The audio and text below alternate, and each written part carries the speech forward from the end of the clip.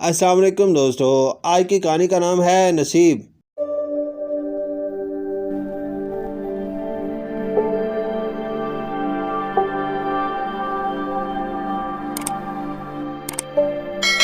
एक साहब को किसी महफिल में तकरीर करनी पड़ गई। उन्होंने जिंदगी में पहले कभी तकरीर ना की थी। किसी ने मशवरा दिया कि भाई तकरीर करना कौन सा मुश्किल काम है, एक जुमला बोलो और उसी से दूसरा जुमला निकालो। सब इसी तरह तकरीर करते हैं। वो सब स्टेज पर आए और तकरीर यूं शुरू की, अस्सलाम वालेकुम। इस्लाम में इस्लाम की अहमियत है तो आप सब वाकिफ हैं। इस्लाम में झूठ बोलना सख्त मना है। झूठ तमाम बुराइयों की जड़ है। सबसे लंबी जड़ खरबूजे की होती है। खरबूजे को देखकर खरबूजा रंग पकड़ता है। इस्लाम में रंग और नस्ल का कोई तस्वर नहीं। मुसलमानों के एहराम का रंग सफ़ेद होता है। मुसलमान वो है जिसकी जुबान से हमेशा मीठी और अच्छी बात निकले। बकरे की जुबान कभी नहीं खानी चाहिए। बकरे की माँ आखिर कब तक खैर मनाएगी। एक दिन छुरी के नीचे आएगी। माँ के कदमों के नीचे जन्नत है। जन्नत में पीने के लिए पानी के बजाय दूध मिलता है। ग्वाले दूध में पानी मिलाकर बेचते हैं। आजकल शहर में पानी की बड़ी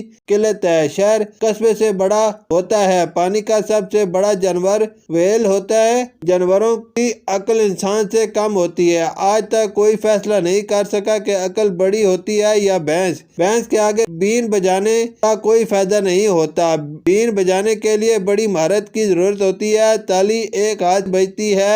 आलम चन्ना का हाथ बहुत बड़ा था। जानवरों का दिल बड़ा होता है। जुसामत में हमारे मुल्क में दिल की बीमारियां बहुत फैल रही हैं। बीमारी के दौरान और बाद में मरीज को मुकम्मल आराम की जरूरत होती है। इस तेज रफ्तार जमाने में आराम का तस्वर मिट चुका है। रबड़ मिटाने के काम आती है। चीन में रबड़ के बड़े बड़े दरख्त हैं। दरख्त लगाना सवाब का काम है। मौलाना अब्दुल सत्तार ईदी बहुत सवाब का काम करते थे। बच्चों को ईदी नहीं देनी चाहिए क्योंकि इनकी आदत बिगड़ जाती है। चाहे राई के बराबर दी जाए। राई का पहाड़ बनाने के आदत अच्छी नहीं। राई अचार में इस्तेमाल होती है। अचार खट्टा होता है। खट्टी चीजें खाने से गला खराब हो जाता है। गले में पैसे नहीं जमा करने चाहिए क्योंकि वो टूट जाता है। पैसों पर लोग टूट पड़ते हैं। छोटे बच्चों के दांत टूटने के बाद नए निकल आते हैं और अगर इन पर जबान लगाओ तो दांत टेढ़े निकल आते हैं। कुत्ते की दुम टेढ़ी